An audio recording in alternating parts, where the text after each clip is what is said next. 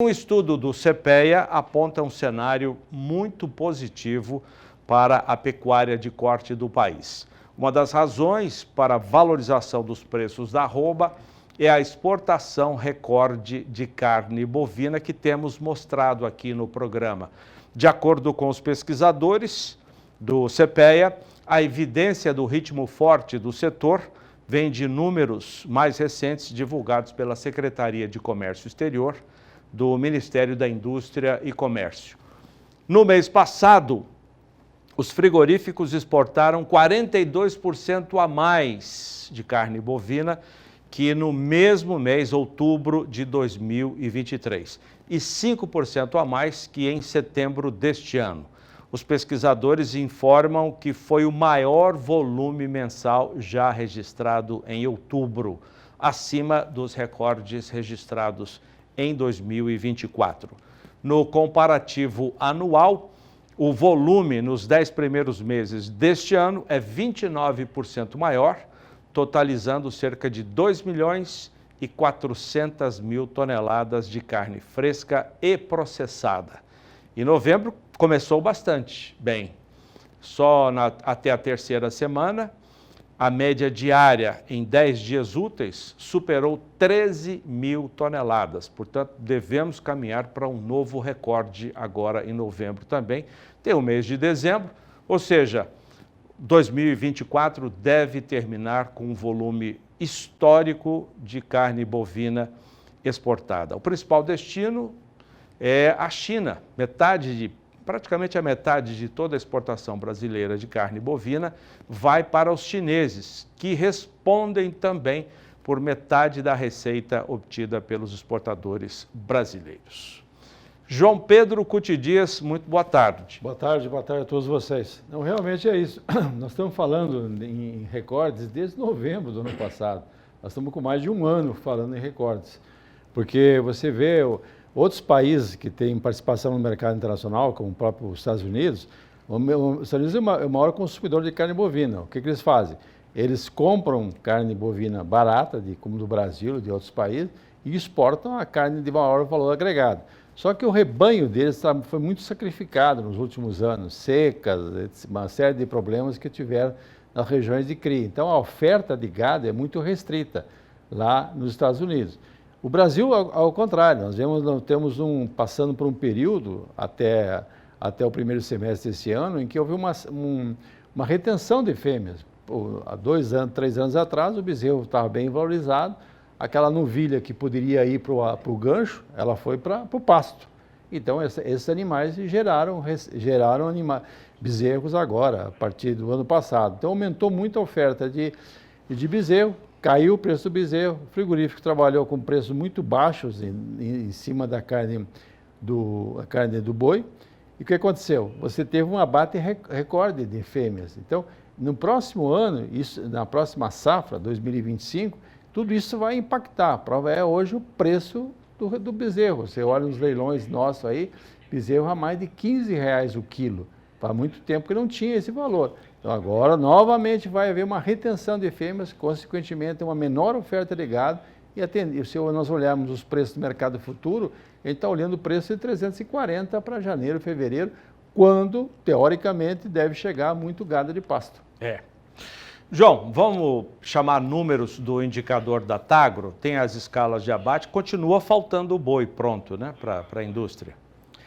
Você tem uma demanda forte lá fora e o próprio mercado, normalmente o mercado interno também compra mais nesse período, novembro, dezembro, festa de fim de ano, 13º, melhora um pouco a economia e você vê uma demanda forte e não tem oferta, porque o primeiro tombo do confinamento já deve estar indo embora, mas foi menor em função da expectativa dos confinadores que vinham de anos ruins em termos de prejuízo no seu negócio, perderam 400, 500 reais por boi entregue às vezes, e reduziram a oferta. Então agora, a partir do ano que vem, vai começar novamente o boi de capim a aparecer no mercado.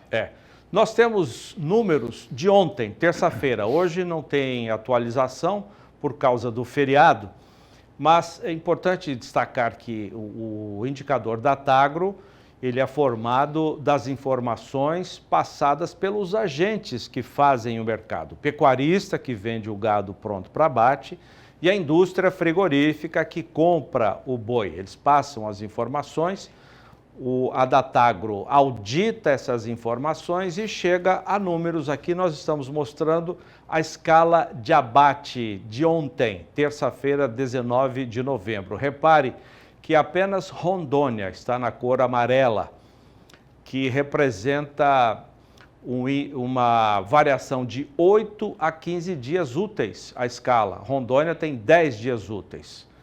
Isso ontem, mas como não teve negócios hoje, praticamente, mantém-se a escala de 10 dias úteis para Rondônia. Os demais estados, na cor verde, estão dentro da janela de 1 a 8 dias. Vamos ver aqui, por exemplo, o Pará tem 5 dias, Tocantins 4 dias, escalas muito curtas, Bahia 5 dias, Mato Grosso 7, Goiás 5 dias, Minas Gerais 6 dias, Mato Grosso do Sul 7 dias e São Paulo está com 8 dias úteis à programação de abates no estado, segundo as informações do indicador Datagro. Vamos ver o preço de ontem, o indicador ontem.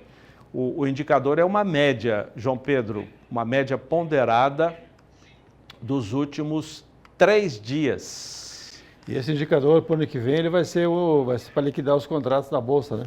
O indicador Datagro. Datagro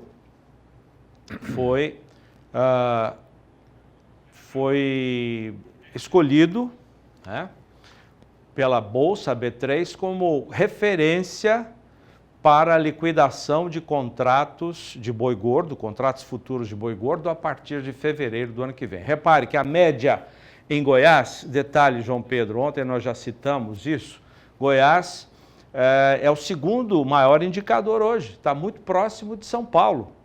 R$ 341,96, quase R$ 342 a média ponderada dos últimos 3 dias.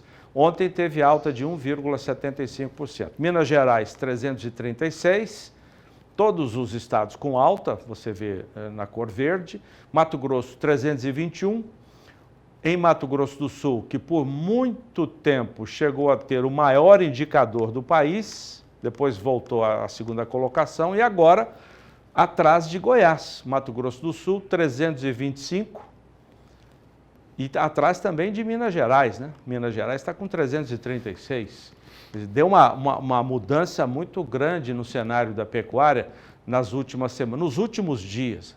São Paulo, que é a praça de referência, R$ 343 a média, mas já se fala,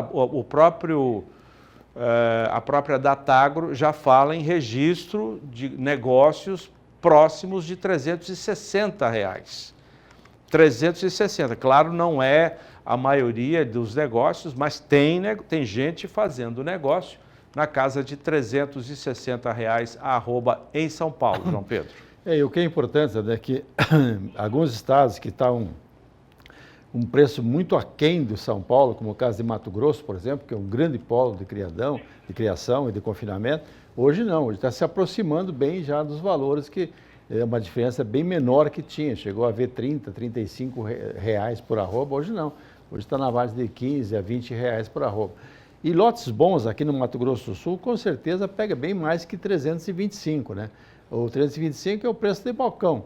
Um lote bom, padrão China, aí, por exemplo, com certeza pegam valores bem maiores, né? E outra coisa também que chama atenção, né, Zé, que você tem em todos os estados da federação escalas curtas, não é? Antes tinha, não, Mato Grosso tem 30 dias. Não tem, acabou o negócio 30 dias. É verdade. É uma semana no máximo, é a escala de abate. E dependendo do local e do lote, é menos de uma semana. Chega lá, na própria semana, na segunda-feira, marca para matar na quarta, na quinta. Vamos ver o diferencial de base da Datagro, também com data de ontem, porque hoje não tivemos a atualização dos dados devido ao feriado. Então, temos como base ontem, terça-feira, e ontem o indicador, você viu, em São Paulo, 343, com alta de 0,29%. O diferencial de base é a diferença entre o indicador de São Paulo e o indicador em cada praça. Por exemplo, em Mato Grosso do Sul, você está vendo aí menos 5,03%, é o indicador de São Paulo, menos 5%, que é o que dá em Mato Grosso. Goiás, veja como Goiás está muito próximo, a diferença de menos de 0,5%, 0,32% é a diferença do indicador em São Paulo e Goiás. Minas Gerais também uma diferença pequena, de 2%. No Mato Grosso, que já esteve muito distante de São Paulo, agora se aproximou bastante, a diferença de 6%. No Tocantins, 10%, Bahia também 10%, a diferença no Pará e em Rondônia supera os 10%, no Pará 13% e em Rondônia quase 15% a diferença de preço no indicador, né, no diferencial de base. E nós estamos vendo agora também, era para hoje, duas notícias importantes para a pecuária, não saíram ainda. Uma é a questão dos miúdos, né? A China habilitar plantas para exportarem miúdos de bovino e de suínos, que isso é muito importante em termos de rentabilidade do frigorífico. E o outro também é a questão de novas plantas serem habilitadas. O que a gente espera, o Ministério encaminhou várias unidades frigoríficas com o CIF para avaliação dos chineses, né? Esperamos que alguns estados que têm poucas unidades habilitadas sejam contemplados, né? E também que seja pulverizado essa habilitação não apenas nos 2 grandes grupos frigoríficos aqui do Brasil, mas também para os frigoríficos de médio porte. Mato Grosso mesmo estava aguardando um grande distribuidor de carne chinês que estava interessado em colocar uma planta ou fazer alguma operação no Mato Grosso visando já o mercado chinês.